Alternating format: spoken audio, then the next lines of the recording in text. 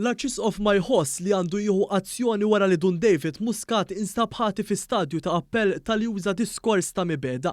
Mal-Gazzetta The Malta Independent kellim għall-Arċidjoċesi ta' Malta għal m'hemmx lok għal aktar azzjoni fil-konfront ta' Dun Muscat li ġie kundannat 6 xhur ħabs sospiżi għal sentejn minħabba li kiteb fil-midja soċjali li xi ħadd ikun gej huwa qar milli kieku jkun ippossedut mix-xitan.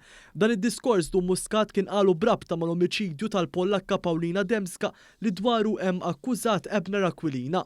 Dak iż-żmien Dun Muscat kien kiteb fuq il-Facebook li jekk issuspettat ta' dan il-qtil makabru huwa gej jew bisesswali dan ikompli jżid mad-diżordni ta' din il-persuna. U qabel dan meta wieħed ikollu l-pressjoni għolja t-sokkor u l-kanċer f'daqqa. Dun David Muscat għal li persuna hekk teħtieġ l-għajnuna għax il-possessjoni hija anqas gravi iżda li tkun gej jew kif sejħela hu gejjaġni huwa qar. L-Arċisqof kien qal li widdeb lil Dun Muscat u talbu jneħħi l-kidba li jagħmel fuq il-midja soċjali iżdissa meta mistoqsi jekux se jieħu azzjoni oħra wara l-kundanna tal-qorti, il-Knisja qalet li m'hemmx lok għal azzjoni ulterjuri.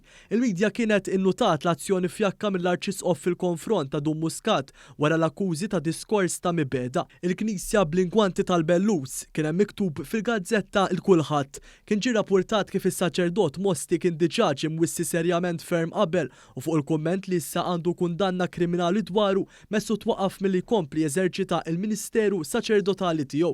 Daqqa fuq il-pala tal-id meta jitqies li Father David Muscat kien diġà mwissi fuq kliem ieħor ta' mibeda kien intqal. Min-naħa tagħha l-gazzetta it-Torċa kienet kelmet ma' membru tal-kleru li sostna lilhom isiru żbalju fuq is-sitwazzjoni ta' Dun Muscat għax fost l-oħrajn il-kurja ma ġixxietx b'mod immedjat aktar kmieni. Min-naħa tiegħu l-editorjal ta' The Malta Independent on Sunday kien innota kif il-Maltin stennew li l-Arċisqof ikun iżjed jiebes ma' Dun Muscat.